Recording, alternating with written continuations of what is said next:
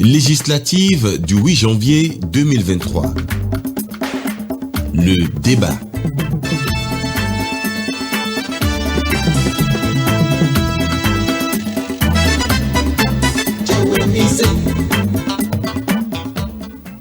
Chers auditeurs, chers téléspectateurs, bonjour.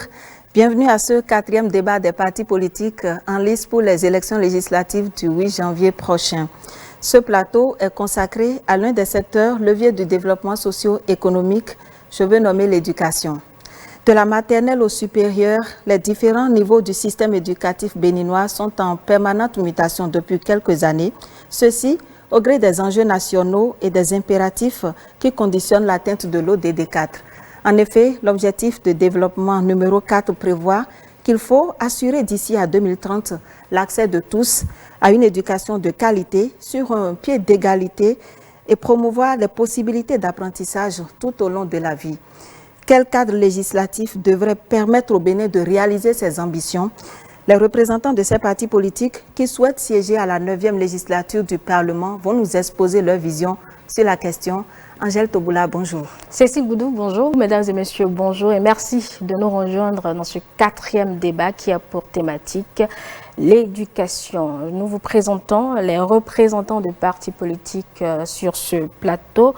D'abord pour le compte du Moël Bénin, Monsieur Élie Rodrigue Bellogon, bonjour. Bonjour Madame la journaliste, nous sommes heureux chez Moël Bénin de prendre part à ce débat axé sur l'éducation. Le bloc républicain est représenté ici par Dr Christine Ncha. Bonjour. Bonjour Madame la journaliste, merci de nous avoir invités à ce débat.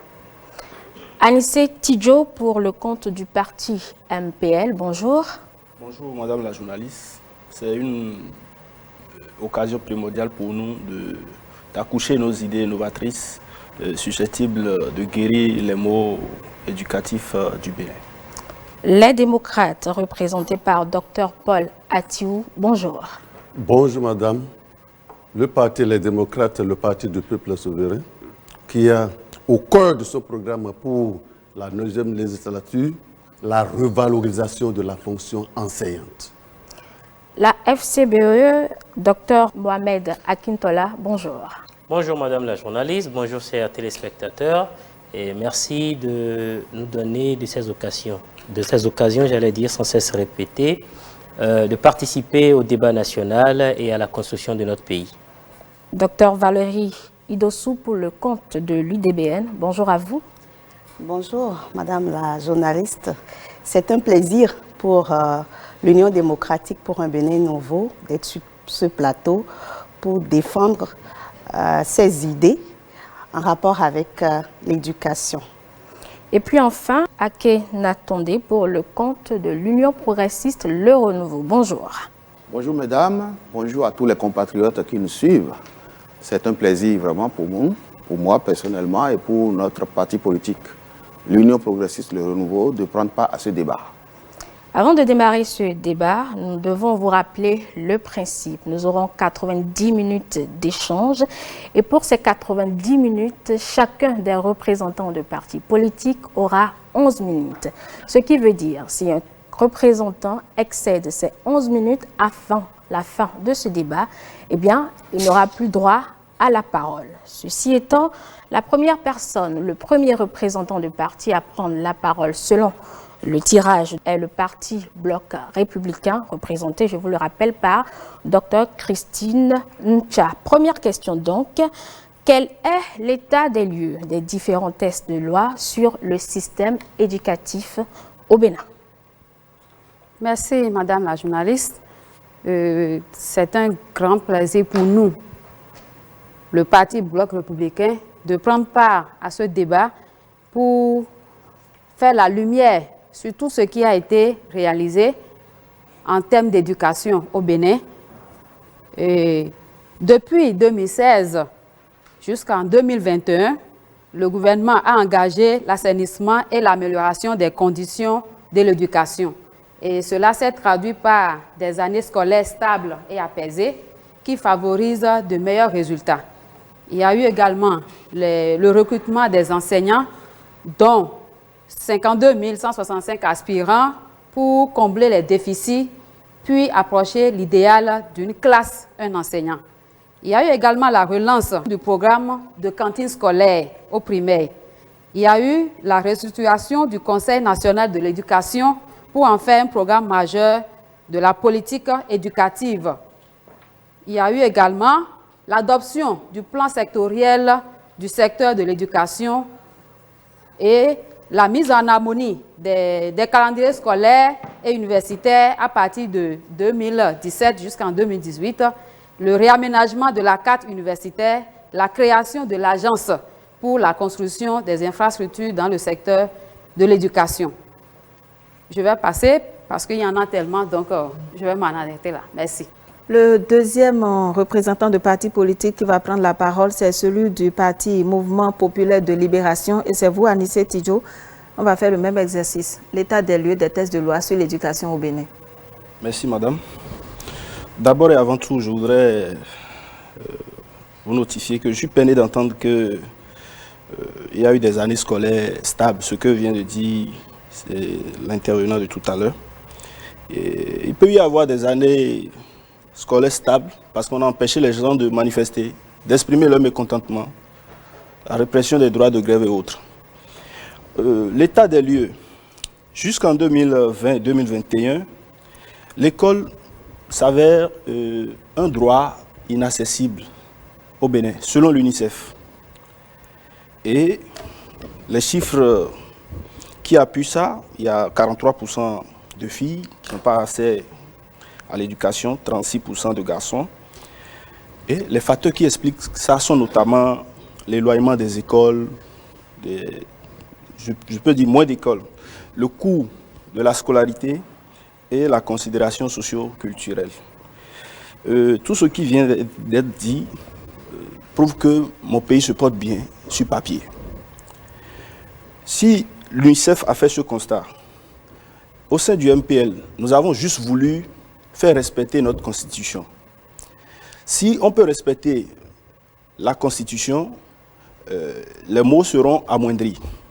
Le titre 2 de la Constitution, droits et devoirs de la personne humaine, article 13, je cite, « L'État pourvoit à l'éducation de la jeunesse par des écoles publiques, l'enseignement primaire est obligatoire. L'État assure progressivement la gratuité de l'enseignement public. » Sur le premier volet, on me dira qu'il y a des écoles partout, il y a eu des progrès depuis 2016, c'est bien. Mais le second volet, je continue de voir, sinon au sein de MPL, nous continuons de voir des enfants en âge d'être scolarisés, traîner dans des ateliers de soudure, de coiffure et autres.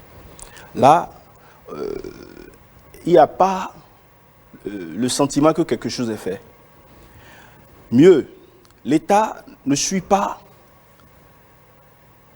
cette situation pour quand même réprimer ceux qui abusent de la vie de ces jeunes enfants. L'État s'est désengagé, c'est certaines ONG qui s'en occupent. L'aspect 3, on parle de progressivité, de la gratuité de l'enseignement public. C'est sous le régime Talon que c'est dégradé. Sous ce régime, par exemple, je vais à l'inscription, par exemple, vous parlez de l'inscription à l'école doctorale. Avant Talon, c'était 251 000. Pourquoi sous Talon, ça passe à 651 000? Et tout ça, on me dira que l'école béninoise se porte bien ou bien l'éducation est en marche. Pour nous, ce n'est pas encore ça. Il y a des choses à faire ici et maintenant. Nous n'allons pas attendre 2030. Nous n'allons pas attendre quelque chose. Les réformes sont en cours. Il y aura changement de régime. Un autre régime va venir avec ces réformes et ces magies. Le régime Talon qui est là, ils ont la thaumaturgie de faire des prouesses. Nous voudrions seulement qu'ils fassent des miracles au niveau de l'éducation, qu'ils mettent les ressources pour renforcer l'éducation au lieu d'embellir Cotonou et autres villes. Jardin Mathieu, Passy, autre chose par là. Donc, pour moi, l'état des lieux est catastrophique. Merci. Docteur Valérie Guidossou, de l'UDBN, vous avez la parole. Nous sommes dans un pays où l'éducation reste et demeure une priorité. Et l'UDBN a pu observer depuis 2016 une amélioration constante de notre système éducatif. Je ne vais pas revenir sur les acquis, parce que là, nous allons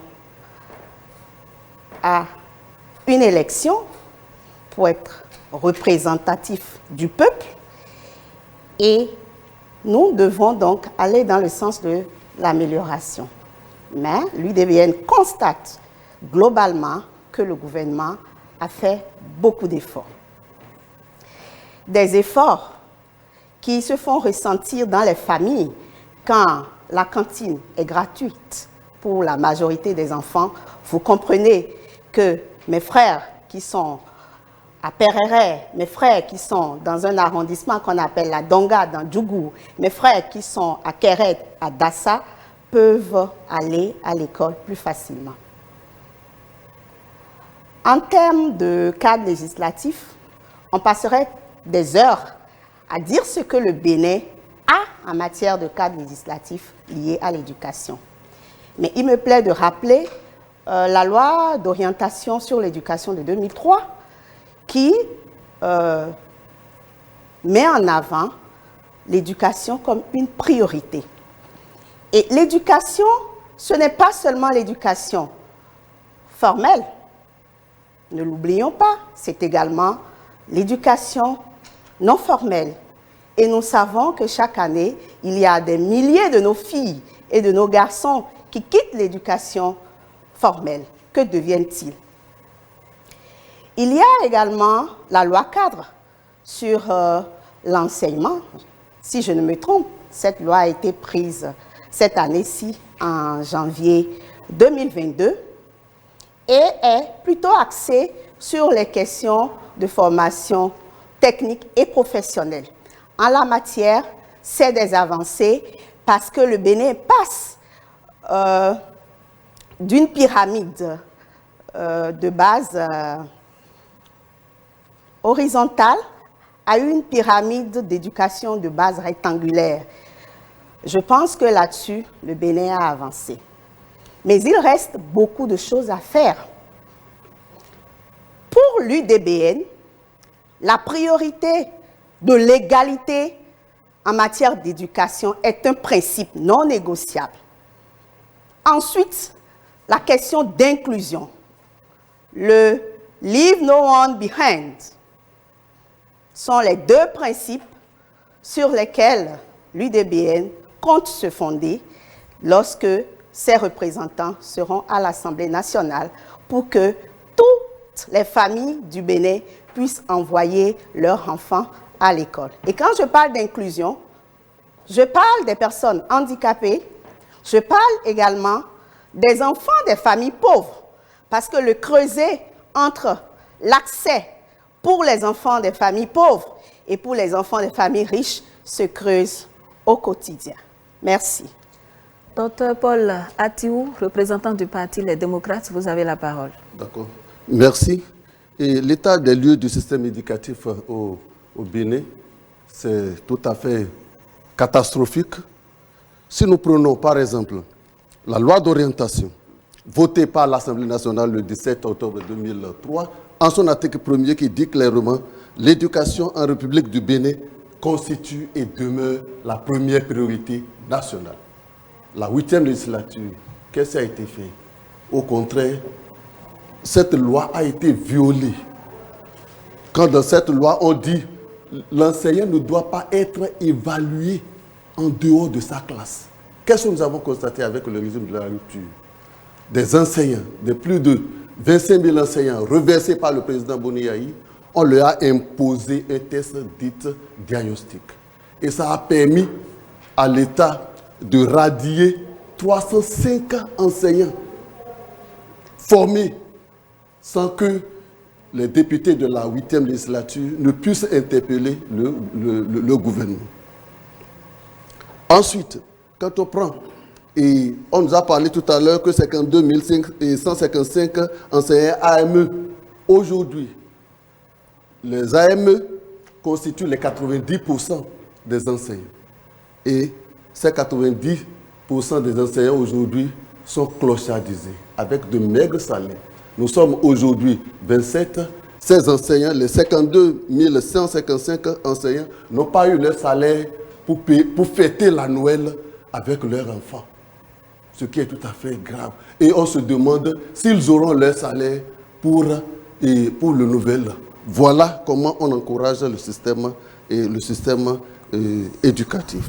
Et ensuite, quand nous prenons la loi d'orientation, en son article 51, je lis, il est clairement écrit, les établissements privés qui, conformément aux articles 49 et 50, ci-dessus, accueillent des apprenants excédentaires des établissements publics, reçoivent une subvention de l'État, ce qui n'a jamais été fait. Au contraire, quand on prend les établissements privés aujourd'hui, les universités privées, ils sont criblés de taxes qu'on leur prélève à la source. Donc, au lieu de subventionner, on leur impose des taxes. Ce qui fait que l'éducation au Bénin marche au rabais. Nous avons constaté aussi, mon ami qui est à ma droite a parlé donc de l'UNICEF. Quand vous prenez par exemple le PASEC, le programme d'analyse des systèmes éducatifs, le Bénin occupe dans l'espace UEMOA la dernière place. La dernière place. Puisque aujourd'hui, depuis 2016 à nos jours, aucun amphithéâtre n'a été construit. Aucune salle de classe. Mieux, pour le programme du gouvernement, c'est la construction des prisons. Alors que Victor Hugo a dit, celui qui ouvre une salle de classe a fermé 20 portes et 100 portes de prison. Donc, l'éducation n'est pas la priorité du gouvernement actuel. Et ceci s'est passé avec la bénédiction des deux partis politiques, Bloc républicain et UPR, qui ont encouragé ceux qui n'ont jamais interpellé le gouvernement pour quoi que ce soit. Au contraire, ils ont encouragé le gouvernement dans sa descente aux enfers de l'éducation nationale. Pour crime, en mars 2020, un étudiant a été abattu sur le campus d'Abomey-Calavi, ce qui ne s'est jamais passé dans notre pays depuis 1960. Là, aucune enquête parlementaire. C'est pourquoi les démocrates, dans leur programme de la 9e législature, proposent la revalorisation de la fonction enseignante. Docteur Mohamed Akintola de la FCBE, c'est à votre tour. Merci beaucoup, mesdames les journalistes, chers téléspectateurs. D'abord, je vais commencer par paraphraser une citation qui dit que pour détruire un pays, on n'a pas besoin de bombes, ni d'armes atomiques ou chimiques. Il faut juste saboter son système éducatif. Permettre à ce que ce système éducatif-là soit gangréné, soit malade, ce ne sera qu'une question de temps. Le reste viendra naturellement. Et quand je dis le reste, je parle juste de la destruction à petit feu de cette nation-là. La réforme dans le secteur de l'éducation. Pour apprécier la justesse d'une réforme, il faut juste regarder l'impact, l'efficacité, l'efficience, le résultat que donne l'implémentation de ce système-là. Quand je parle déjà des enseignants qui sont des acteurs primordiaux du système éducatif, avec le régime de la rupture, nous avons décidé d'abord de les avilir en leur accordant, pour la majorité d'entre eux, plus de 80% de ces enseignants-là, nous avons décidé de les appeler désormais des aspirants au métier de l'enseignement. Déjà qu'à la Force Corée.Bénin émergent, c'est un thème que nous trouvons inadéquat, non compatible avec la noblesse du métier d'enseignant.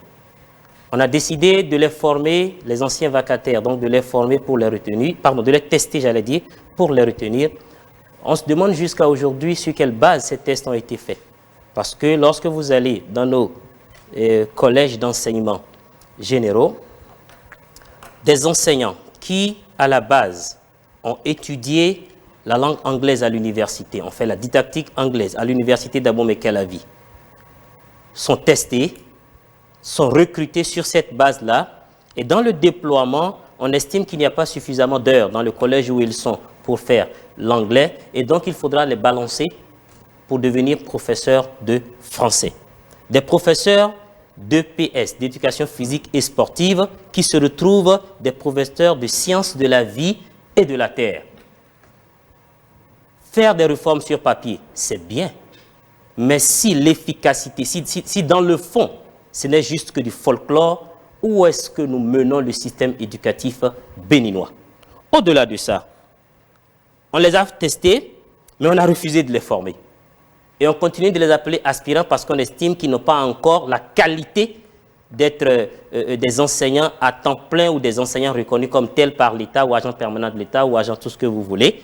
Mais c'est à eux qu'on a confié depuis des années l'éducation de nos enfants. C'est lorsqu'on aura fini, dans quelques années maintenant, de les former, qu'on va ramener tous ces enfants-là en arrière pour que eux les réforment parce qu'ils auraient été bien formés par l'État. C'est une question. C'est bien de brandir la question des cantines scolaires et puis le social et tout ça. Est-ce que cela, la fin, nous applaudissons cette réforme-là, d'accord? Mais lorsque nous mettons cette réforme dans le système éducatif à côté de beaucoup d'autres maux dont souffre le système, ça ne ressort même pas, on ne la voit même pas.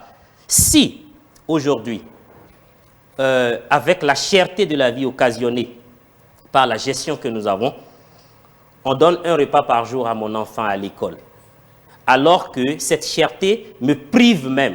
De par le passé, je lui trouvais moi ce repas-là, au moins un repas par jour, peut-être que je ne lui trouvais pas le deuxième, et que vous me privez des 3 repas que je donne à mon enfant par jour, et que vous me dites que vous avez fait une réforme de cantine scolaire où on lui donne un repas par jour à l'école, qu'est-ce que j'ai gagné? Qu'est-ce qui a avancé? Je me pose également cette question. Les élèves universitaires à l'université d'Abomey-Calavi qui sont progressivement en train d'être privatisés par un régime ultra-capitaliste. Nous avons parlé d'œuvres universitaires et sociales. C'est ça la dénomination. Lorsque nous décidons à le faire, il faudrait ne pas laisser les bénéficiaires aux mains des acteurs commerciaux de ce secteur-là et les financer, les subventionner suffisamment. Je vais m'en arrêter là pour le moment. Merci. Aken Atondé, vous représentez le parti Union progressiste Le Renouveau. Vous avez la parole. Merci beaucoup, madame. Je voudrais faire cette observation que nous risquons de galvauder l'occasion en or que vous nous avez offerte, que nous offre la HAC, de pouvoir porter les idées que nous nourrissons, les ambitions que nous nourrissons pour le système éducatif béninois. Je dis que nous risquons de gaspiller cette occasion lorsque je vois dans les interventions que ce débat est en train d'être transformé en une tribune de syndicalistes qui, ma foi, jettent la pierre à tout vent, à tout le monde et sans condition. Il faut reconnaître que notre école fait son petit bonhomme de chemin. Et sous tous les régimes qui sont passés, l'école a toujours fait son petit bonhomme de chemin. Depuis 2016, il y a eu une accélération dans la recherche de la qualité du système éducatif de notre pays. Je ne peux pas rester là à dire que tout est rose, mais moi je suis ici pour vous dire ce que, en tant que député, je ferai, ce qu'en tant que parti siégeant au Parlement, nous ferons au niveau de l'Union progressiste pour apporter plus d'amélioration au système éducatif béninois. Notre système éducatif est fondé sur la base de la Constitution de 1990 et de la loi d'orientation de 2003. Cette année 2022, comme l'a dit madame à ma droite, nous avons voté la loi cadre sur l'enseignement technique et la formation professionnelle. L'enseignement technique et la formation professionnelle est devenu la priorité de l'État pour que la formation, pour faire des formations au Bénin, des formations pour l'emploi, des formations qui permettent à l'apprenant de pouvoir se faire valoir, de contribuer au développement du pays. Et donc, je pense que rien que cette ambition mérite d'être saluée. Et nous allons veiller à pousser le gouvernement comme nous avons l'habitude de le faire. Nous, au niveau de l'Union progressiste, nous n'embouchons pas les trompettes pour travailler. Mais nous faisons pression, nous les députés, puisque je suis un député en fonction, nous avons toujours fait pression pour pousser le gouvernement dans le bon sens. Vous avez vu la question des cantines scolaires au niveau de primaire de la maternelle. Aujourd'hui, nous sommes à plus de 50% d'enfants qui sont nourris. Il y a un peu plus de 7 ans, ce n'était pas du tout le cas. Il faut au moins avoir l'honnêteté de saluer cette avancée. Et notre objectif au cours de la présente législature ou la prochaine législature, c'est de pousser le gouvernement à dépasser les 80% de taux en ce qui concerne la couverture. Oui, Un enfant qui est nourri à l'école, reste à l'école. Moi, en tant que président de la commission de l'éducation, j'ai fait le tour du territoire national avec les députés membres de la commission. Je sais que les enfants sont vraiment heureux de pouvoir bénéficier de ce programme. Nous allons revenir sur d'autres choses parce que je ne suis pas seul sur le plateau. Donc, je vous remercie pour l'occasion encore et je souhaite vraiment que cette occasion nous permette de porter des idées pour le futur et non de transformer le débat en une tribune de condamnation du gouvernement. Je vous remercie. Monsieur Elie Rodrigue Bellegou du MOEL Bénin, quel est l'état des lieux pour vous des différents tests de loi sur le système éducatif béninois? Merci Madame la journaliste. Une fois encore, je vous remercie de nous donner cette occasion pour nous exprimer nos idées sur ce que nous pouvons faire pour améliorer l'école béninoise. En effet, et pour ma part, nulle part tout est rose et nulle part tout va bien. Et j'irai un peu plus dans le sens de mon prédécesseur pour dire que profitons de l'instant que nous avons pour aller sur les idées, ce que nous pouvons apporter de nouveau pour renforcer tout ce qui se fait déjà. Et en termes de la santé, de la législation, en termes d'éducation au Bénin, tout n'est pas rose, il reste encore à faire, mais nous venons de loin. Nous venons de loin. Mais plus souvent, nous essayons de voir où est-ce que nous sommes tombés, en lieu et place de regarder là où nous avons trébuché. Ce que nous vivons aujourd'hui, c'est-à-dire notre actualité, elle est prenante d'historicité. C'est-à-dire ce que nous vivons aujourd'hui ne date pas de 10 ans, 15 ans, 20 ans. Donc si nous voulons être honnêtes avec notre pays, nous devons alors faire un pas en arrière et voir ce que chaque gouvernement successif a effectué. Et aujourd'hui, par rapport à notre défi de société, aux défis de l'Afrique et à ceux de l'humanité, comment nous nous positionnons pour prendre soin de nous, participer à l'Afrique, pourquoi pas participer à l'humanité. Ceci étant dit, il y a des aspects que nous n'abandonnons surtout pas. Moi, c'est une occasion pour moi et je n'aimerais pas aborder tout ce qui est déjà abordé. Je souhaiterais apporter une petite touche parce qu'à MOEL Bénin, c'est notre ambition de réfléchir profondément aux mots, profondément, j'insiste, parce que des fois, nous sommes pressés des résultats. Et le Bénin aujourd'hui a besoin d'être construit dans une vision prospective. Et si nous cherchons des résultats aujourd'hui, nous nous fourvoyons. Nous avons besoin de faire des sacrifices, chacun de nous, d'être inclusif, de prendre toutes les bonnes idées, de quelque partie que ce soit, parce que notre nation n'a pas encore atteint une certaine maturité pour que nous ayons une certaine forme de débat qui nous éloigne de l'essentiel. La première chose que je demanderais, c'est ce sacrifice que je demande à nous tous d'avoir un peu d'amour, d'objectivité par rapport à d'où nous venons et surtout où nous voulons aller. Ceci étant dit, les ODD, vous les avez évoqués au début, ces dernières années, les ODD avec leur trilogie de QQE, ce que moi j'appelle QQE, c'est-à-dire quantité, l'éducation de masse pour tous, la qualité et l'égalité. Je crois qu'aujourd'hui, nous avons beaucoup fait sur la quantité. Et ce que le gouvernement actuel essaie de faire, c'est de travailler sur la qualité et l'égalité. Et nous y tenons à MOEL Bénin parce que nous parlons d'inclusion, vous savez. Et quand on parle d'inclusion, nous irons plus loin que les autres parties. Nous voulons inclure les enfants, pas seuls les enfants de pauvres, pas seuls les handicapés, mais tous nos enfants qui ont des troubles de développement, tous nos enfants qui ont des troubles d'apprentissage, qui sont des troubles que nous ne connaissons pas dans notre système éducatif et que des fois nous évoquons la sorcellerie. Nous voulons prendre en compte la question ontologique, c'est-à-dire, c'est un gros mot qui ne veut rien dire, c'est-à-dire la question de l'être. Qui sommes-nous en tant que Béninois? Qui sommes-nous? Et quel type de Béninois nous voulons pour la société que nous aimerons construire? Donc, où en sommes-nous par rapport à là où nous voulons aller? Cette question doit être posée. Et qu'est-ce qui nous a souvent empêchés d'y arriver? C'est la dimension informelle de l'éducation qu'elle a invoquée, Madame de l'UDBN, si je ne me trompe pas. Mais l'éducation informelle a sa responsabilité. Ici, nous allons débattre de la législation, de la responsabilité du gouvernement, mais à chacun de nous, en tant que citoyens, nous avons une grande responsabilité dans cette éducation informelle. Et cette éducation informelle, ces lieux sont partout. ici, dans un lieu de débat, dans l'atelier, dans les couples, dans les familles, dans la rue, où nous montrons notre impatience, notre agressivité. Tout ça fait partie de l'éducation. Et chacun de nous, citoyens, chaque matin, doit se poser la question, avant de regarder le gouvernement, comment j'ai participé aujourd'hui à l'éducation de mon pays. Donc ce sont ces questions que nous aimerons aborder. Et non, la question de législation. La législation va très bien. Mais vous savez, quand il y a une législation, il faut que ce soit des hommes et des femmes qui les mettent en œuvre.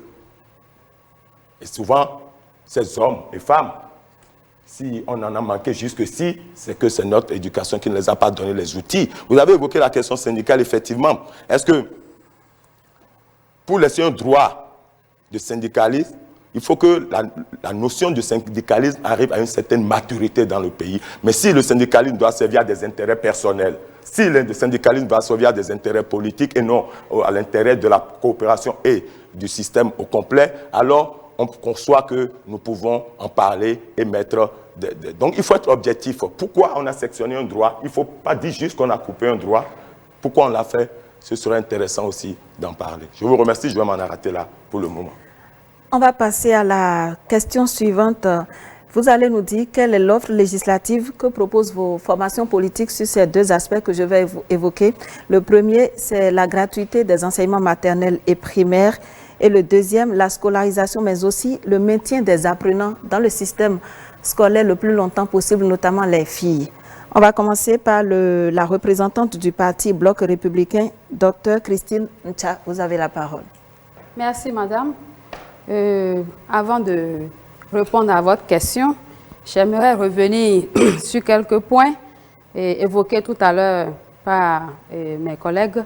J'ai entendu dire tout à l'heure qu'il n'y a eu aucune école construite depuis 2016 jusqu'à ce jour. J'ai entendu dire que les AME n'ont pas de salaire. J'ai entendu dire qu'il n'y a pas eu de la valorisation de la fonction enseignante. J'ai entendu beaucoup de choses et comme l'a dit l'honorable et le représentant de Moël Bénin, on ne peut pas dire que tout est rose. On ne peut pas dire que tout est rose. Tant qu'il reste à faire, il y aura toujours des préoccupations. Il y aura toujours des gens qui vont dire que ce n'est pas bon. On prend ça comme ça. Mais j'aimerais dire ici qu'il y a eu, par exemple, la construction de 7034 salles de classe, dont 6000 au primaire et 1034 au secondaire. Il y a eu le développement des cantines scolaires et le renforcement des politiques nationales d'alimentation scolaire. Et il y a eu 39 096 écoles primaires publiques qui sont réparties dans tout le pays, qui ont été impactées. Donc tout ce que nous avons cité tout à l'heure, ces réformes-là ont eu des effets positifs sur l'ensemble du système éducatif. Il y a eu la réhabilitation de la construction de 4 lycées de référence à Pondéou, à Lokossa et j'en passe. Il y a eu la création d'une école des métiers du numérique à Cotonou. Il y a eu également la construction des équipements modernes pour plus de 7000 places assises dans les 4 universités publiques. Il y a eu la réalisation d'un vaste programme d'interconnectivité des universités publiques.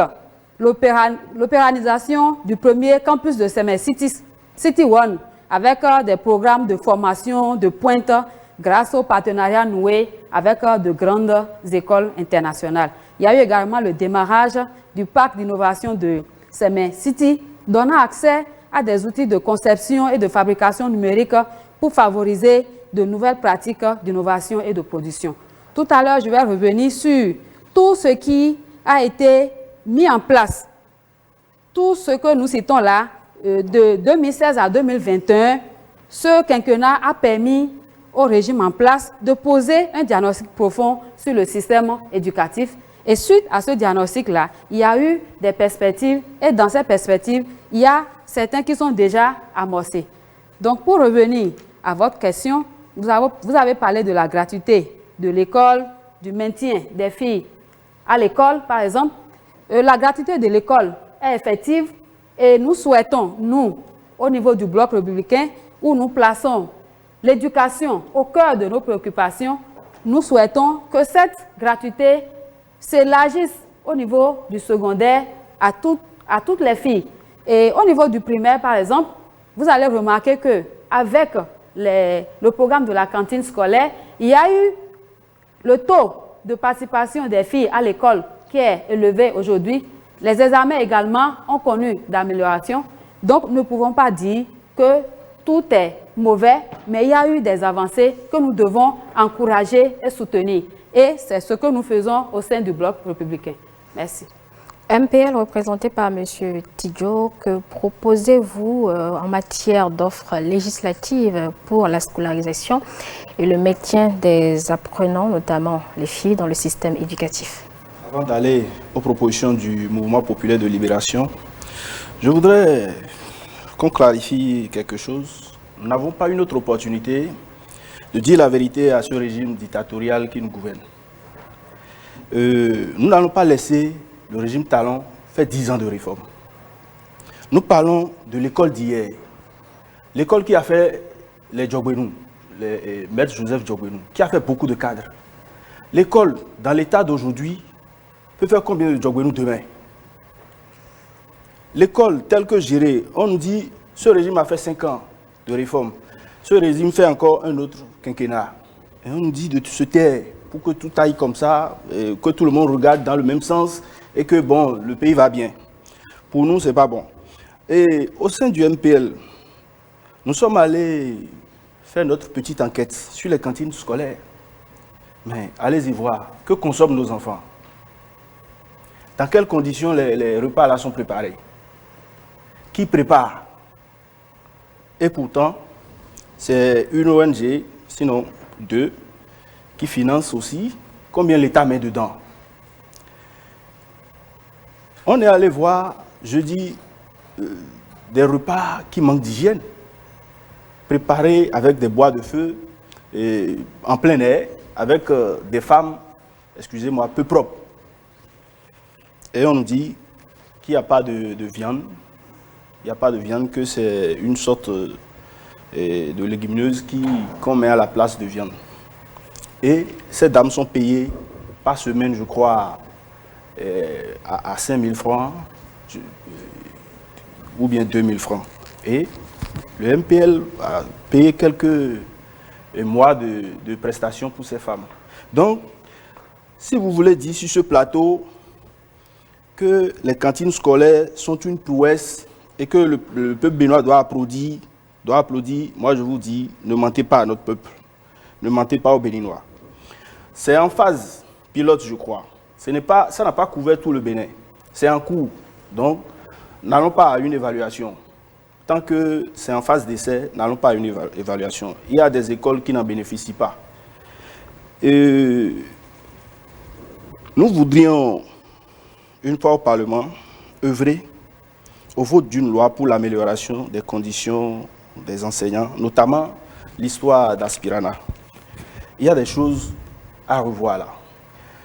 Nous ne sommes pas contre, au MPL, nous ne sommes pas contre que le pouvoir en place ait voulu jauger le niveau des enseignants ou bien participer à leur efficacité, à leur dynamisme et autres, pour qu'ils délivrent un enseignement de qualité aux apprenants. Mais dans ça, l'État fait beaucoup de victimes. Beaucoup. On peut quantifier. On voudrait, au sein du MPL, que l'enseignement soit gratifié pour tout le monde, tous les enfants, qu'ils soient hommes ou femmes, que ça soit gratifié de la maternelle en classe de 3e. Et suivre, toujours en nous référant à la Constitution, que l'État veille à ce que l'enseignement soit obligatoire à tous ces enfants qui ont l'âge de fréquenter ou bien de se faire scolariser. Aussi, il faut favoriser une mesure d'incitation à l'excellence à travers l'allocation annuelle systématique à tous les bacheliers. Ceci permettra d'alléger les charges aux parents. Et là, on pourra parler de hautement social. Nous voudrions aussi, au sein du MPL, œuvrer au vote d'une loi pour la réduction considérable des frais de scolarité, surtout à l'université. Cette initiative participera à l'accroissement du taux de scolarisation et de réussite, mais également contribuera à l'amélioration des qualités des travaux de recherche. Merci. Docteur Valérie Dossou, représentante du parti UDBN, c'est le moment d'exposer l'offre législative de votre formation politique sur la scolarisation et le maintien des apprenants dans le système scolaire, notamment les filles. Oui, à l'UDBN, nos principes ne changent pas. Ce sont l'égalité et l'inclusion. Et quand je prends l'école maternelle et primaire, à ce niveau déjà, il y a un gap d'accès pour la petite enfance. Quand vous allez dans les pays développés, vous vous rendez compte que la petite enfance est chouchoutée parce que c'est le niveau où on éveille la conscience, c'est le niveau où on développe l'intelligence de l'enfant. Par quelle alchimie, en Afrique, on nous a souvent privés des soins à donner à cette petite enfance, de sorte qu'au Bénin, c'est les familles les mieux loties qui envoient leurs enfants dans les écoles maternelles. Je ne veux pas dire qu'il n'y a pas d'école maternelle appartenant à l'État, mais quand on va en zone rurale et plus on s'éloigne des centres urbains, moins on retrouve ces écoles maternelles.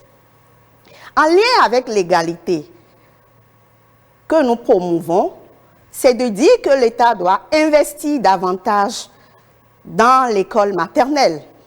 Parce que si l'État investit dans l'école maternelle, ça va libérer les mères. Ça va permettre aux mères de s'adonner à leur activité génératrice de revenus et ça va mieux préparer nos enfants au niveau primaire. C'est vrai déjà qu'il y a une gratuité de l'école depuis le gouvernement avant celui-ci, mais il faut reconnaître que le gouvernement avant celui-ci a laissé trop de problèmes à notre système éducatif. La massification de l'école telle que ça s'est fait de façon conjoncturelle et non structurelle nous a créé plus de problèmes. Et c'est pour ça que nous, à l'UDBN, on peut comprendre toutes les difficultés que ce gouvernement-là a à restructurer ce secteur. Mais puisque nous allons à l'Assemblée, puisque nous sommes mus par la volonté d'améliorer les choses, nous pensons que ce gouvernement ne doit pas s'arrêter. Quand nous serons à l'Assemblée nationale, nous allons travailler pour qu'il y ait un texte de loi qui soit voté au profit de l'école maternelle. En ce qui concerne la rétention à l'école, ça, c'est la question de l'inclusion également qui se pose. On reste à l'école parce qu'on peut y aller, parce que les parents peuvent payer tout ce qu'il faut pour l'école, parce qu'on n'y sort pas pour être marié de force, parce qu'on n'y sort pas pour paître le bétail, parce qu'on n'y sort pas parce qu'on est pauvre, parce qu'on n'y sort pas parce qu'on n'a pas d'offre de formation qualifiée par un métier qui est vendable tout de suite. À l'UDBN, nous voudrions, une fois que nous serons à l'Assemblée nationale, travailler à ce que le gouvernement continue ses efforts en matière de rétention des enfants à l'école. Quand on prend le niveau secondaire et le niveau universitaire, on a comme un décrescendo du nombre des filles et des gars, du nombre de filles au niveau secondaire. Et quand on vient au niveau universitaire, c'est le comble. Si le Bénin veut devenir un pays révélé au monde, il est important qu'au-delà de dire que nous sommes dans un pays où l'égalité est réelle, il faut que la législation puisse également soutenir tous les efforts de développement.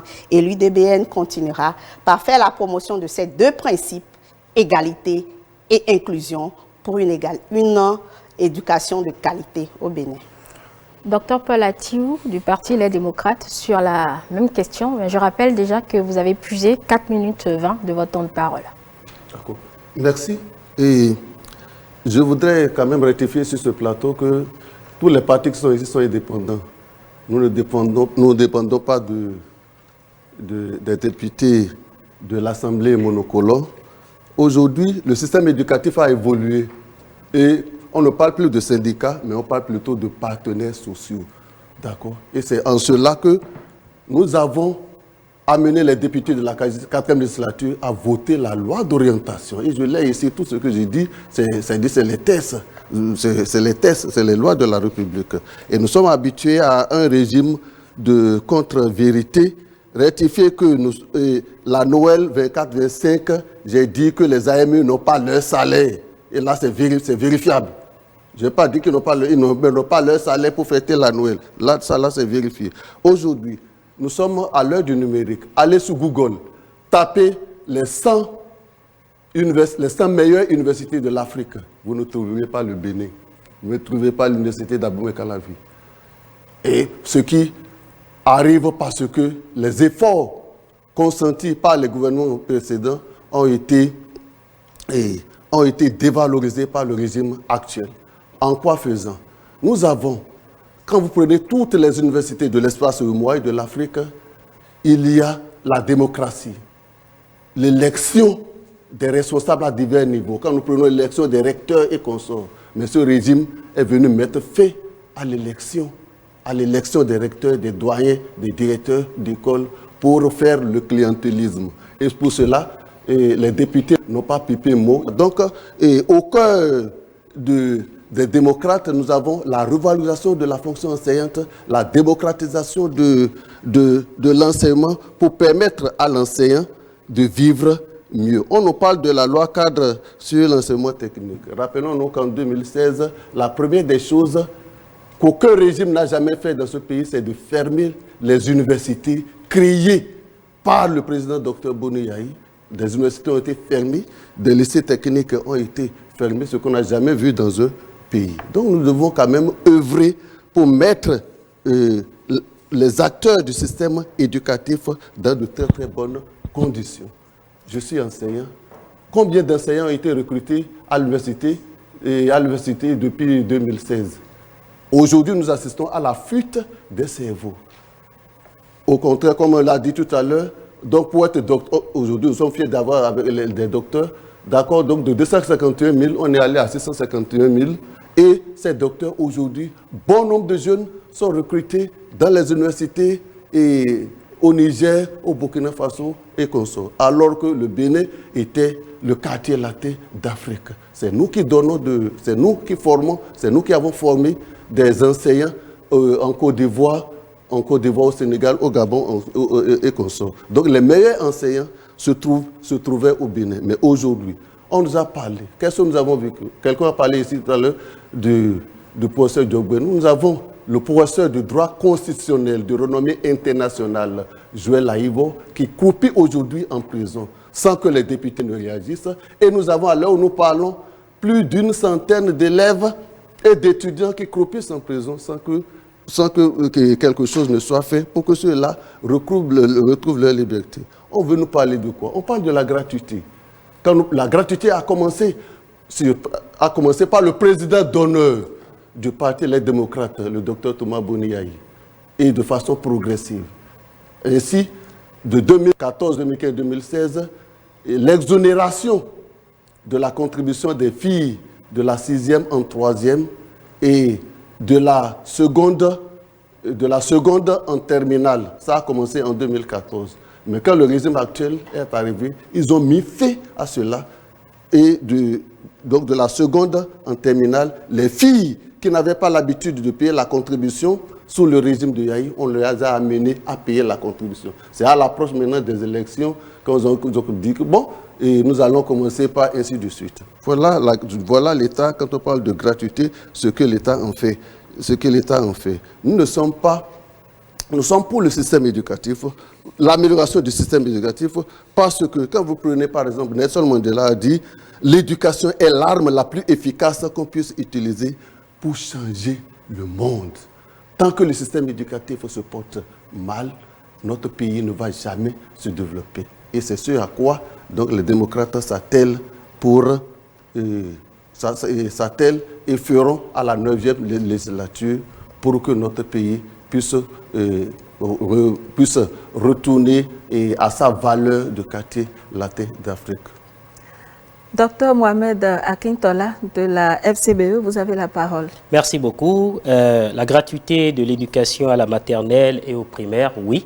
le programme de législature de la Force Cori pour un Bénin émergent est d'accord, valide cela et va au-delà. Le représentant du parti LD l'a dit tout à l'heure, une mauvaise décision. Si vous voulez garder les filles à l'école, il faudrait qu'elles aient la facilité d'aller à l'école. Supprimer cette gratuité-là, cette exonération-là que nos filles du second cycle avaient sous le régime précédent, pour des raisons ou pour d'autres, n'est pas de nature à faciliter cela. Et dans le programme de législature des parlementaires FCBE de la 9e législature, d'ici quelques semaines, cela est également prévu. Travailler à restaurer cela afin qu'on puisse atteindre cette affaire d'égalité, de la promotion de l'éducation et de l'enseignement des filles. Lorsque vous encouragez le gap entre la qualité de l'enseignement dans le public et celui dans le privé, et que la majorité de la population n'a pas les moyens de se payer cette éducation de qualité-là dans le privé, acceptez naturellement qu'on n'ait pas beaucoup d'enfants qui restent à l'école. Au-delà de cela, pour maintenir les filles à l'école, hormis la question de l'exonération, nous encourageons le gouvernement, et c'est ce que nos députés feront très bientôt, à défaut directement d'intervenir à travers des programmes de motivation, d'encouragement et de maintien des filles à l'école, de bien vouloir mettre sur pied des fonds qui vont aider les structures non gouvernementales qui le font déjà à travers des programmes de contact avec ces filles-là qui sont déjà à l'école, les soutenir, les motiver, parce que tout se trouve là, quels que soient les moyens que vous mettez, lorsqu'il n'y a pas de la motivation, lorsqu'on ne trouve pas un intérêt, il est difficile d'y rester. Vous avez beau mettre tous les moyens dedans pour les jolies salles de classe ou la cantine scolaire 24 heures sur 24, les gens ne resteront pas. C'est déjà cela. Il faut pouvoir éduquer nos filles, nos sœurs, au bien qui se trouve dans le fait d'aller à l'école. Ce qui est très difficile lorsque, comme le paraphrase, où on l'attribue d'ailleurs au feu président Mugabe, qui dit comment vous voulez qu'on demande à nos jeunes d'aller à l'école si ceux qui sont allés à l'école et sont instruits sont des chômeurs et que les bandits ou ceux-ci sont les plus riches. Les filles doivent pouvoir, ou pas seulement les filles, hein, même les garçons qui sont déscolarisés à partir d'un certain moment, doivent s'assurer ou doivent être rassurés du fait que lorsque je finis, l'éducation que j'ai reçue est une éducation vendable sur le marché. Donc les programmes d'enseignement que nous avons depuis le primaire, ce n'est pas une question de lycée technique, j'ai dit depuis le primaire. Parce que les enfants, leur esprit est modelé et l'amour qu'ils développent pour tel ou tel corps de métier, c'est depuis cet endroit-là. Dans les pays occidentaux, les notions de droit sont déjà enseignées là-bas. On cultive l'amour de l'enfant pour le domaine des BTP et ainsi de suite. Il faudrait revoir cela et donc l'enfant va se forger son propre rêve. Et contre vents et marées, va se sacrifier pour poursuivre ce rêve-là. Donc, le programme d'enseignement axé sur l'emploi, c'est très important pour dans le programme de législature de la FCBE. Et lorsque celui de LD disait tout à l'heure, nous assistons à une fuite de cerveau, c'est oui, c'est vrai. Lorsque certains ont choisi le chemin du sacerdoce de l'académique de l'enseignement, il faudrait pouvoir leur donner la chance de s'épanouir dans ce milieu-là. Sinon, vous avez beau les former, ils ne serviront pas leur nation. Je vous remercie. UP Le Renouveau, votre programme de législature en matière de promotion de la scolarisation et de maintien des apprenants dans le système éducatif. Monsieur Natandé. Merci bien. Je voudrais d'abord dire que la Constitution du Bénin a consacré l'obligation de l'enseignement de base pour tous les citoyens. Il nous appartient maintenant de savoir quelle est la limite de cette éducation de base. Quel est le niveau auquel cette éducation de base doit arriver. Avant, quand on parlait d'éducation de base, on faisait surtout allusion à l'enseignement primaire. Aujourd'hui, nous œuvrons à ce que l'éducation de base aille jusqu'à la fin du collège. Parce que vous avez vu, nos enfants aujourd'hui sont de plus en plus jeunes. Ils arrivent au baccalauréat déjà à l'âge de 16 ans, 17 ans, au plus 18 ans, c'est les plus âgés. Et donc, si nous faisons la promotion de l'éducation de base, cela va contribuer au maintien des enfants à l'école, surtout que cette éducation de base est obligatoire à tous les citoyens. Cela va permettre d'éviter de retrouver dans des ateliers des enfants qui sont en bas âge. c'est sûr. Pour y arriver, il faut revaloriser la fonction enseignante. Et je crois que ce qui est en cours, même si ce n'est pas parfait, contribue à la revalorisation de cette fonction enseignante. Mon ami Atiou a bien dit que c'est le salaire de décembre. Aujourd'hui, nous sommes le 27, il faut le préciser. Et c'est le salaire de décembre qui n'est pas encore payé. Eh bien, il y a tout. Il peut arriver que cela soit payé, lui-même il le sait. Et donc, ces salaires-là seront payés forcément aux AME. Nous parlons bien des AME. Mais par le passé, on a déjà vu des vacataires cumuler plusieurs mois d'honoraires non payés. Et donc, il faut reconnaître que ce qui se fait aujourd'hui, c'est quand même une amélioration, c'est une avancée. Il a parlé des universités qui ont été fermées. Le gouvernement de la rupture a choisi la voie de la raison, a choisi la voie de faire les choses dans les règles de l'art et non de manière populiste. Sinon, tel que cela avait commencé, tous les villages du Bénin auraient déjà leur université, mais ce seraient des universités sans enseignants. Et donc, nous, au niveau de l'Union progressiste de renouveau, nous restons dans la démarche de la qualité. Parce qu'il ne sert à rien de faire de la massification sans que cela ne soit accompagné des conditions nécessaires, des infrastructures, comme cela se doit. Madame du Bloc républicain a donné tout à l'heure les nombres de classes qui ont été construites depuis 2016. Et pourtant, nos amis de la Flamme ont dit qu'aucune salle de classe n'a été construite depuis 2016. Est-ce que nous sommes ici pour mentir au peuple ou bien nous sommes ici pour reconnaître ce qui est fait et dire ce que nous voulons faire de plus? Mesdames les journalistes, je vais m'en arrêter là, mais je souhaite que la Flamme ne devienne pas un incendie pour ce pays. Je vous remercie. Elie Rodrigue Belogun, du parti Moël Bénin, vos propositions en matière d'offres législatives sur la scolarisation et le maintien des enfants dans le système éducatif. Merci Madame la journaliste. Et en ce qui nous concerne, nous aimerions développer aussi un peu plus loin certaines notions quand nous parlons d'inclusion chez nous à Moël. Et quand nous serons à l'Assemblée, nous défendrons des idées d'inclusion qui vont aller dans le sens d'élargir un peu plus la petite enfance. La petite enfance ne commence pas par la maternelle. C'est faux. La petite enfance commence un peu plus tôt, très tôt même. Et on peut même aller au-delà, parce que la société que nous avons aujourd'hui, il faut savoir à quel niveau elle est. La petite enfance, on va inclure des formations pour les parents. Il faut outiller les parents. Donc pour nous, on va aborder des propositions de loi qui vont intéresser les parents, mais de façon générale, ce que nous voulons faire, parce qu'il n'y a pas beaucoup de temps, de façon générale, ce que nous aimerions faire, c'est d'accompagner, de continuer à accompagner le gouvernement à maintenir l'éducation pour tous. Parce que c'est avec les défis de la démographie en Afrique prochainement, on ne pourra pas s'empêcher de cette organisation, mais il faudrait qu'elle soit structurelle. Deuxièmement, nous allons continuer à accompagner le gouvernement sur la qualité et l'égalité. Comment pouvons-nous faire des lois qui vont apporter des éducateurs et éducatrices spécialisés qui peuvent aider les enseignants en classe, à l'école, pour les difficultés qui ne sont pas encore prises en charge par le programme initial des enseignants. Nous voulons aider le gouvernement à prendre des lois qui vont nous amener à réviser périodiquement nos curricula, que ce soit les curricula pour la formation initiale des enseignants et même les curricula de contenu des apprenants à l'école. C'est une dynamique qu'il faut maintenir pour pouvoir renouveler chaque fois la vision de société que nous avons par rapport à là où nous voulons aller. C'est très important. Il ne faut pas oublier qu'un programme, un curricula, celui des apprenants et celui des enseignants est itératif et s'adapte à son contexte. Nous voulons de manière générale aussi travailler dans la diététique et la nutrition de nos enfants. On en a abordé. Nos enfants mangent mal à l'école. Nos femmes sont mal outillées. Le Bénin a signé des lois sur la politique de la petite enfance et de l'alimentation à l'école. Nous voulons amener les députés à prendre conscience de cette loi et de développer des lois qui protègent nos enfants en termes de la nutrition, qui est important pour un cerveau en développement.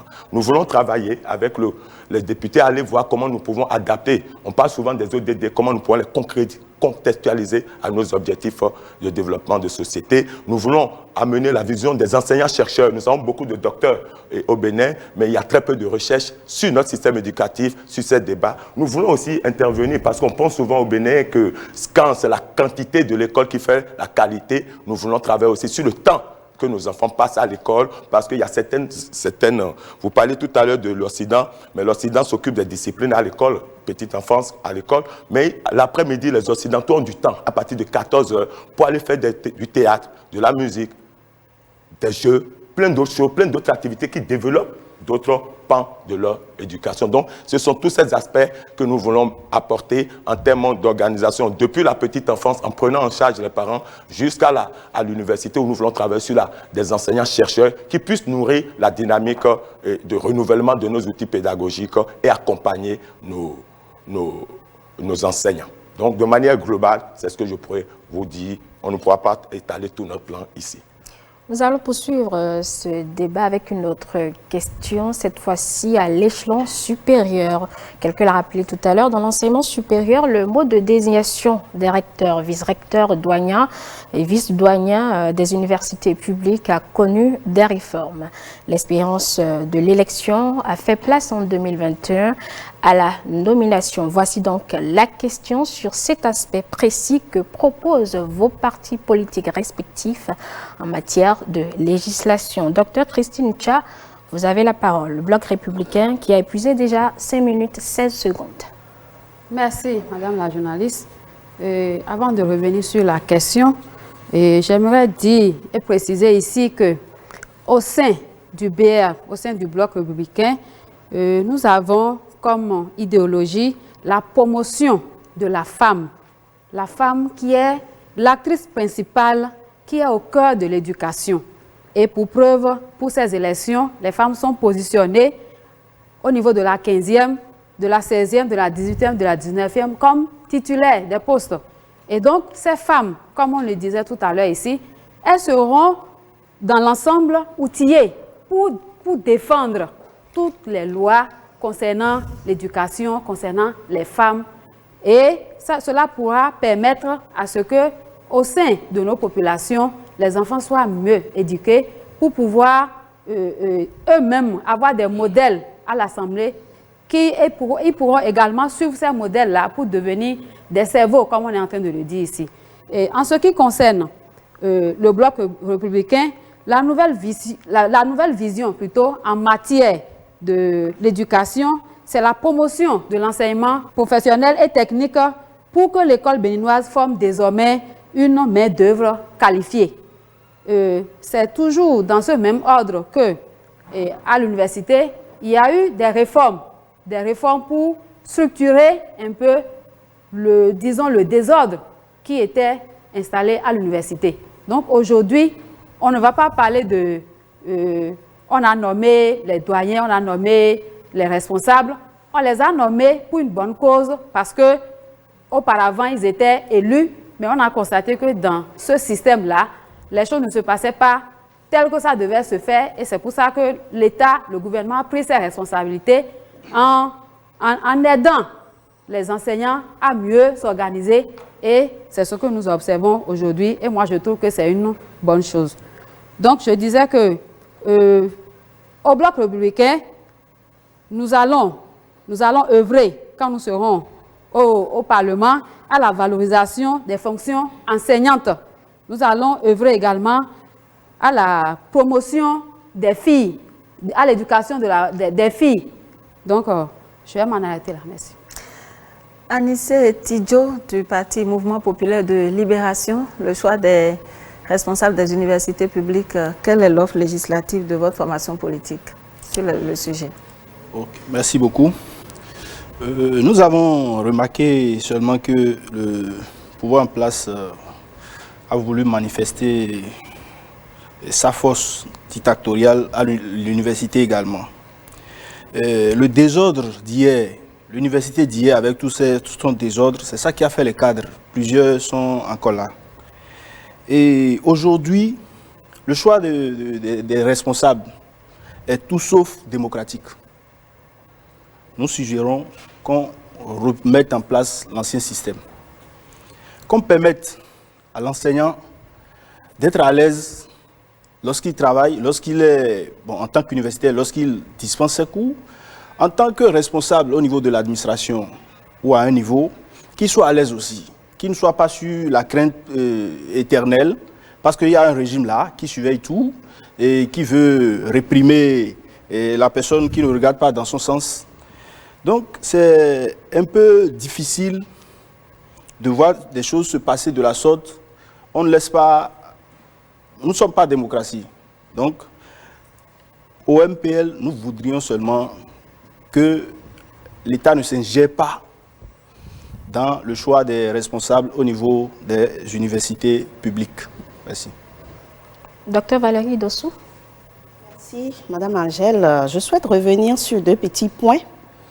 En ce qui concerne l'éducation, le financement de l'éducation relève de l'État, des parents et des entreprises. Et lorsque, en tant que parti UDBN, nous serons à l'Assemblée nationale, nous allons travailler à ce que les entreprises soient des parties prenantes de ce financement. Parce que le gap est là. Il faut trouver de l'argent pour construire les écoles. Il faut trouver de l'argent pour mettre en œuvre des programmes sociaux qui maintiennent les filles et les autres personnes qui sont encore en dehors de l'école. Il y a également la possibilité pour le Bénin de maintenant là, légiférer sur l'éducation non formelle. À l'UDBN, nous pensons que le Bénin porte trop de gants pour faire cette ouverture. Pourquoi? Il y a des estimations qui montrent que d'ici 100 ans, nous aurons encore des enfants en marge de l'école. Nous aurons des enfants qui vont sortir du système. Comment nous les récupérons après? Pourquoi les laisser gonfler le lot de personnes sans instruction, sans connaissance, sans métier? À l'UDBN, nous allons interpeller le gouvernement sur cette question qui reste primordiale. Il y a quelques programmes financés par des bailleurs extérieurs et je sais que le gouvernement également est en train de faire une expérience dans un département, mais il est temps, pendant cette législature, à l'UDBN, nous allons travailler à ce qu'il y ait une loi qui permette vraiment d'encadrer la formation non formelle, au-delà des initiatives qui sont déjà prises. Je reviens maintenant au mode de désignation des responsables à l'université. C'est vrai, toute réforme crée des douleurs et nous avons pu observer à l'UDBN que les enseignants des universités n'étaient pas très contents de cette réforme-là. Nous les comprenons parce que l'université est longtemps restée un lieu de manifestation et d'apprentissage de la démocratie. Mais nous comprenons également que nous étions arrivés à une étape de notre histoire en ce qui concerne les universités et qu'il fallait faire un choix. Maintenant, il y a un choix qui a été fait, il y a un choix qui a été expérimenté, on a la possibilité de l'évaluer et quand nous serons à l'Assemblée nationale, nous allons plaider à nouveau pour que la désignation ou les responsables de nos universités soient à nouveau des responsables élus parce que maintenant nous avons fait une expérience, nous pouvons la comparer. Les professeurs d'université, ils savent ce qu'ils ont pu retirer et prochainement peut-être que ça va s'améliorer parce que les universitaires aiment bien la démocratie. Docteur Paul Atiou, du Parti Les Démocrates. Merci. Je pense que dans ce débat de gens, là, il y a des expressions qu'il ne faut pas utiliser. Par exemple, quand l'honorable Ake dit que Atiou a menti, on ne dit pas menti, mais on dit plutôt contre vérité. C'est ça la courtoisie. Et c'est ça que nous développons au sein de notre parti, les démocrates. Et quand je dis ce que nous disons est visible, aller à l'université d'Abomey-Calavi, aucun amphi, aller dans toutes les écoles atlantiques littorales. Où est-ce que vous avez construit les écoles? Nous aimerions voir cela. Puisque bon, nous avons vu le 8 décembre à l'Assemblée nationale, on a dit publiquement que le taux d'inflation est de 2%. Les bonnes dames ont failli tomber. En syncope. Alors qu'on sait que ce que nous achetons avant à 500 francs, aujourd'hui c'est 1200. Où est-ce que vous avez fait ce calcul-là? Et quand tu parles, donc ça veut dire que les 50% dont vous parlez là, c'est à vérifier. Normalement, c'est l'Assemblée nationale qui doit faire qui va faire ce travail-là, enquête parlementaire, pour voir si c'est vrai, ce que vous n'avez jamais fait pendant votre législature. Ensuite, quand nous parlons, je pense qu'il faut mesurer les thèmes. Le désordre, quel désordre? Quel désordre? Et nous ne figurons pas parmi les 100 universités du Bénin. Et parmi les 100 universités... Votre temps de parole s'est épuisé, malheureusement. Alors, le prochain à avoir la parole, c'est la FCBE, Dr Mohamed Akintola. Merci beaucoup. À l'université, les recteurs, les responsables doivent être élus par leurs pairs. Ce ne sont pas, même à l'enseignement secondaire, on demande aux camarades d'élire leurs propres responsables. Nous sommes dans une démocratie. Ce ne sont pas des enfants à qui il faut désigner le meilleur qui va les diriger. Lorsque c'est ainsi, celui qui a la tête est redevable à l'endroit de celui qui l'a mis là. C'est biaisé en fait. Les universités sont par excellence le centre d'apprentissage de l'exercice démocratique.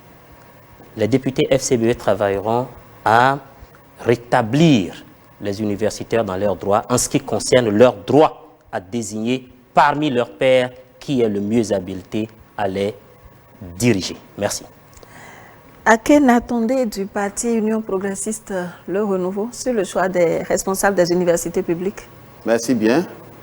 Nous sommes là pour dire la vérité au peuple. Et je pense que le Bénin, pendant un temps, a expérimenté l'élection des recteurs. Et les Béninois ou les hommes politiques béninois en sont arrivés, selon ce que j'ai compris, à être tellement habitués à ce système qu'ils se disent qu'il n'y a pas autre chose ailleurs. Ce n'est pas vrai. Les meilleures universités au monde, les meilleures grandes écoles, allez en France, les dirigeants sont choisis sur la base d'appels à candidature. Ce n'est pas une élection, parce que l'élection contribue souvent à la politisation de l'administration universitaire. Et vous êtes d'accord avec moi qu'un recteur élu par ses pairs est obligé de créer des clans dans une université. Moi, je pense qu'au niveau de l'Union progressiste, nous sommes preneurs de l'expérimentation de ce qui est en cours, des réformes en cours, pour permettre vraiment à l'administration universitaire de retrouver ses lettres de noblesse. Ces recteurs ont été, ces dirigeants en général, ont été recrutés sur la base de programmes, de dossiers qu'ils ont soumis. Ces dossiers ont été évalués par des experts avant leur choix. Et donc, nous allons voir dans quelques années ce que cela donne, afin de voir s'il y a encore des améliorations à faire. Mais je pense que tout ce que nous avons expérimenté jusque-là, cette formule me semble être la plus juste. Oui, on élit les responsables, les délégués de classe dans les collèges, mais on ne lit pas les directeurs d'école, on ne lit pas les directeurs de CEG. Ce n'est pas les maîtres ou les professeurs qui se réunissent pour élire les dirigeants des CEG ou de nos écoles primaires. Si on exige que les dirigeants des universités soient forcément élus par leur pairs, nous en arriverons un jour à ce que ce soit les encadreurs de l'école maternelle qui se regroupent pour élire la personne qui sera chargée de les... Et quel est le rôle du propriétaire des universités? Quel État?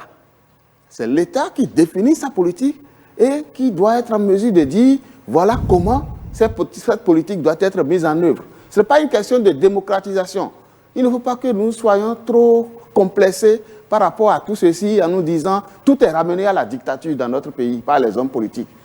Tout est ramené, on dit oui, c'est de la dictature. Ce n'est pas de la dictature, c'est une amélioration, c'est une démarche vers la qualité de la gestion de nos universités. Et je crois que l'Union progressiste, le renouveau, reste dans cette logique d'amélioration.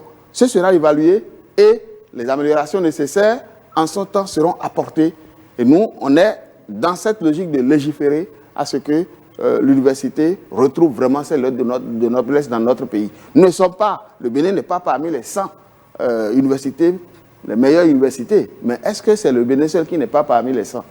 Combien de pays vous retrouvez parmi ces choses? C'est des pays qui ont d'énormes moyens que nos États ici n'ont pas.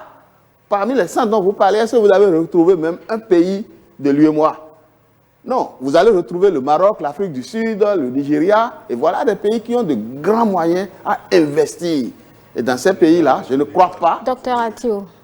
Je ne crois pas que dans ces pays, oui, c'est ça. Parce que ici, nous sommes là pour parler de l'éducation et nous devons pouvoir donner l'exemple d'une bonne éducation à nos enfants.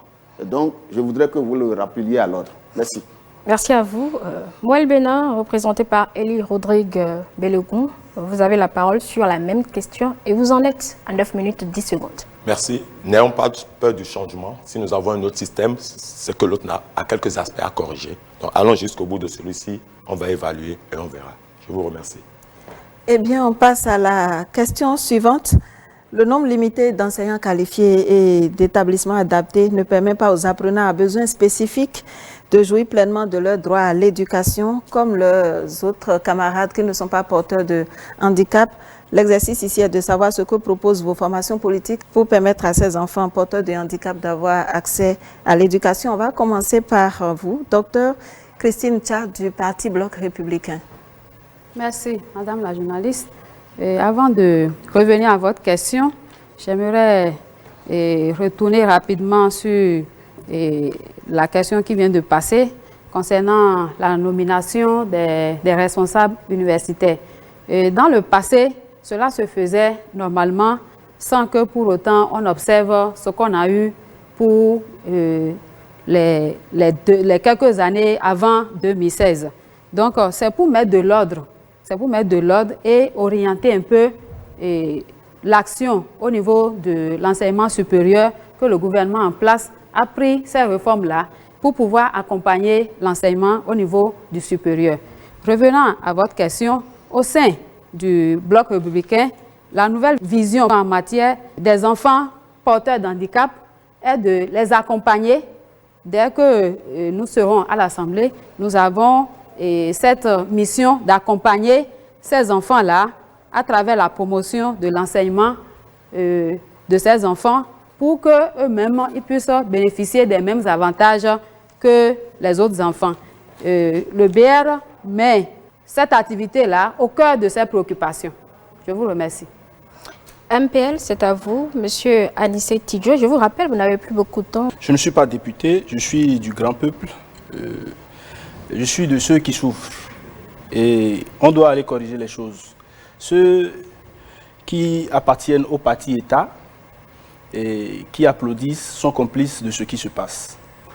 Et il y a lieu de laisser la même chance à tous les enfants, expliquer l'enfant porteur d'handicap, expliquer aux enfants que celui qui porte l'handicap et l'autre qui se porte bien ont les mêmes chances et sont les mêmes personnes.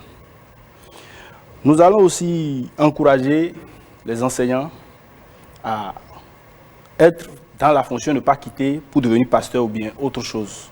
Parce qu'à l'heure actuelle, le pouvoir en place a fatigué la corporation des enseignants.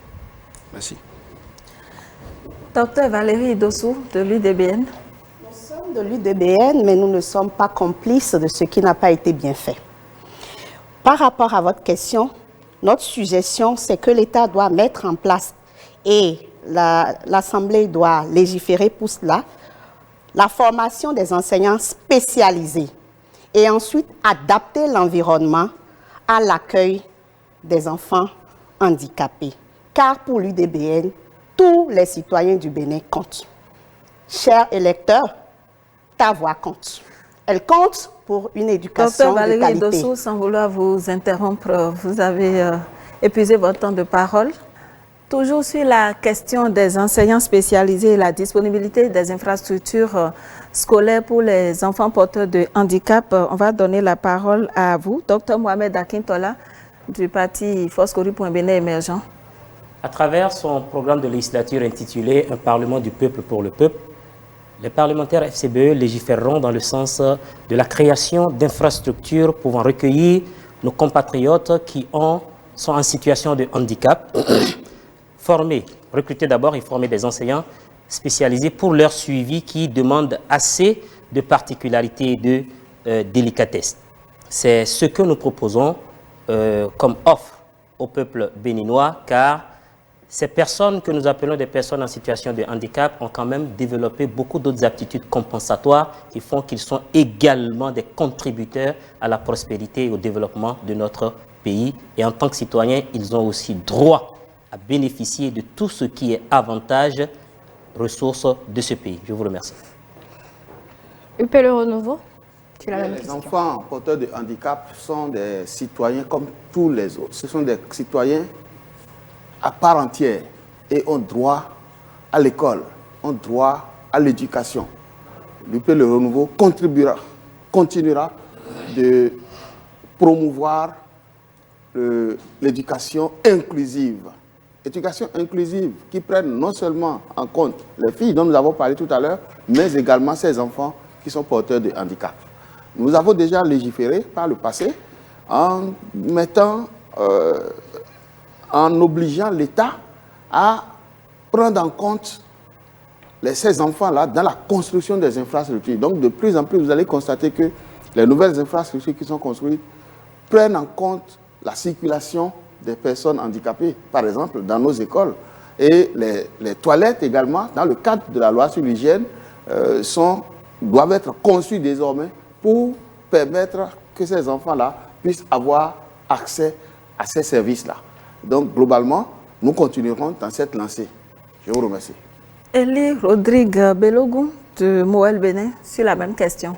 Merci. Je suis très heureux que vous ayez cette question. Je ne savais pas, mais je l'ai évoqué dès le début, qu'à Moël Bénin, notre inclusion prend en compte ces élèves et que l'handicap chez nous n'est pas juste physique.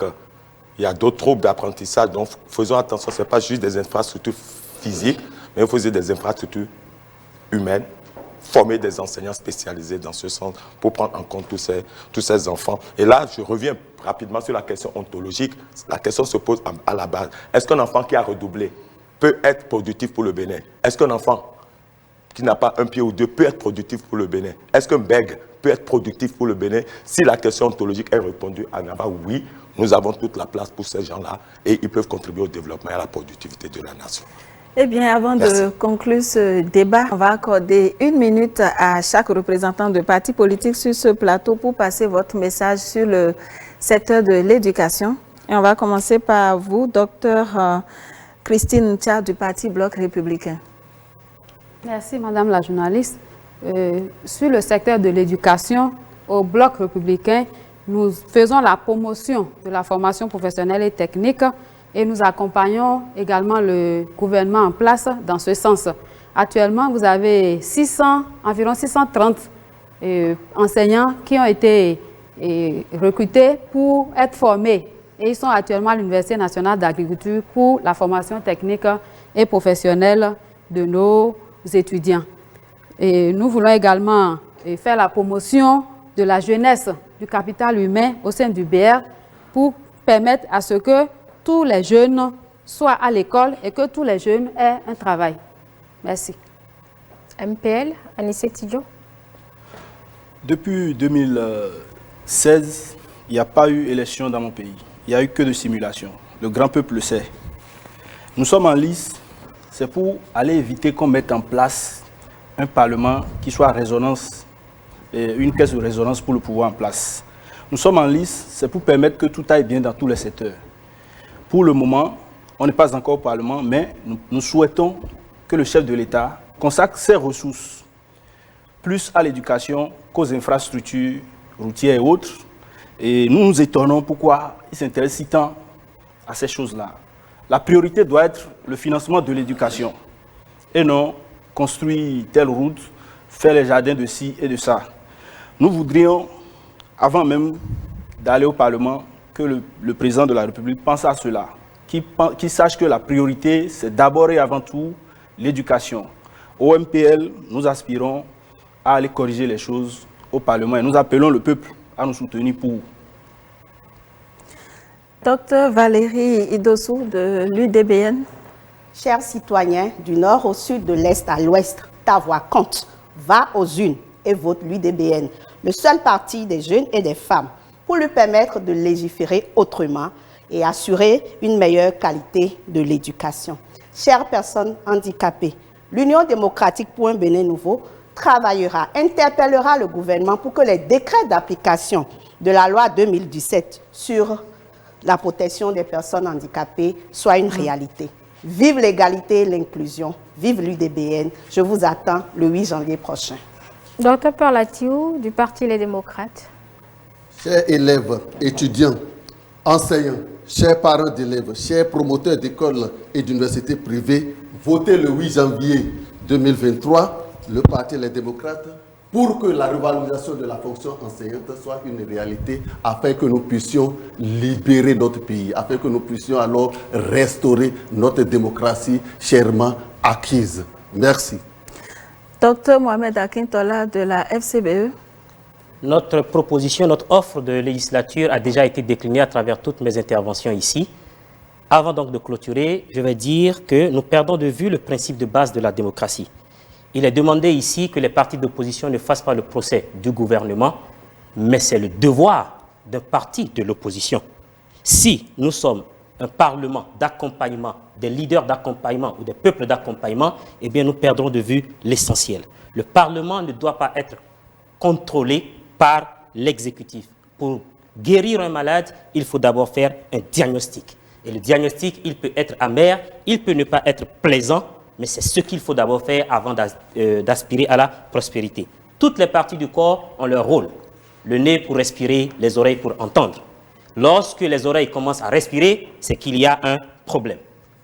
La mouvance présidentielle est là pour défendre le gouvernement. Nous sommes là pour relever les insuffisances et plusieurs sons de cloche sont meilleurs car c'est la multiplicité des couleurs qui font la beauté d'un tapis. Peuple béninois, le 8 janvier 2023, vous serez appelés à désigner les vrais représentants du peuple. Vous avez été suffisamment bâillonnés ces dernières années. Envoyez à l'hémicycle vos vrais représentants qui sauront porter votre voix car ils ont toujours été avec vous au bas peuple, ils ont souffert avec vous, ils connaissent vos réalités.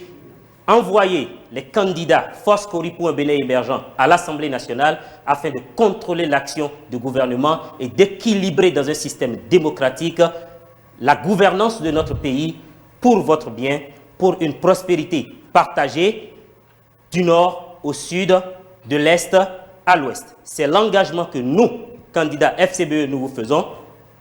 Portez votre choix sur le parti du peuple, pour une législature du peuple, par le peuple et pour le peuple. Vive la FCBE, vive le Bénin, je vous remercie. Et c'est le tour à présent de l'Union progressiste Le Renouveau. Merci.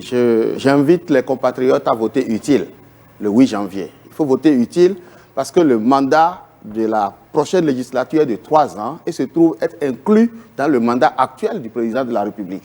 Et le parti le plus grand du Bénin étant l'Union progressiste Le Renouveau, il est le mieux placé pour pouvoir continuer à faire ses pressions sur le gouvernement, contrairement à ce que nous avons entendu, où on dit que nous accompagnons, nous adoucissons. Non, c'est vrai, quelqu'un a dit que nous sommes parti-État, mais ce n'est pas la première fois qu'on entend cette expression. Pendant le régime du docteur Boni Yahi, les FCB ont été traités également de parti-État. Et donc cela va continuer. Je vais simplement dire que les 3 ans à venir, l'Union progressiste Le Renouveau est le parti le mieux placé pour résoudre les problèmes qui se posent dans le système éducatif béninois afin de mettre l'homme au cœur du développement. Éducation de qualité pour des hommes de qualité qui contribueront à relever notre pays du sous-développement. Je vous remercie. C'est le tour du parti Moël Bénin avec son représentant Élie Rodrigue Belogou. Chers compatriotes, à Moël Bénin, comme vous l'avez entendu, la plupart des partis aujourd'hui, nous travaillons sur l'inclusion. L'inclusion de toutes les couches de la population. Donc pour les élections du 8 janvier prochain, nous vous invitons à voter massivement à cette vague Moël Bénin que nous constituons pour que, ensemble, nous continuions à soutenir les nombreux engagements que notre gouvernement actuel a pris pour notre éducation, notre système éducatif. Soyez patients, aucune transformation ne se fait dans la précipitation. Nous avons 3 prochaines années, nous avons besoin d'une assemblée forte pour soutenir des réformes fortes qui sont des réformes profondes malgré les difficultés que ça peut apporter. Nous serons aussi là pour les expliquer et que la population vive ces réformes avec beaucoup de douceur et beaucoup d'appropriation, car il s'agit du destin du Bénin. Et pour celui-là, j'aimerais vous réinviter une fois encore pour conclure à voter le 8 mars à cette mouvance qui ne prône que l'inclusion. Et vous l'avez entendu, tous les partis politiques l'ont évoqué tout à l'heure, l'inclusion. C'est chez nous, à Moël Bénin. Je vous remercie. Eh bien, nous sommes au terme de ce débat consacré à l'éducation. Pendant 90 minutes, les 7 partis politiques en lice pour les élections législatives du 8 janvier prochain ont exposé leur offre en matière de vote de loi sur le système éducatif béninois. Angèle Toboula, eh bien, c'est la fin de ce débat.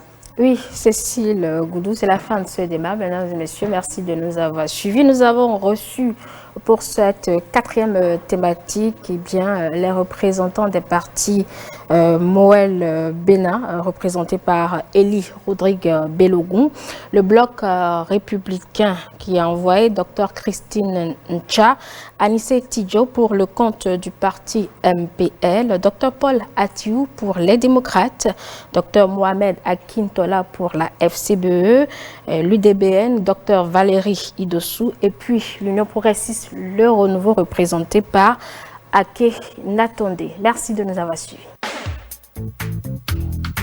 Législative du 8 janvier 2023. Le débat.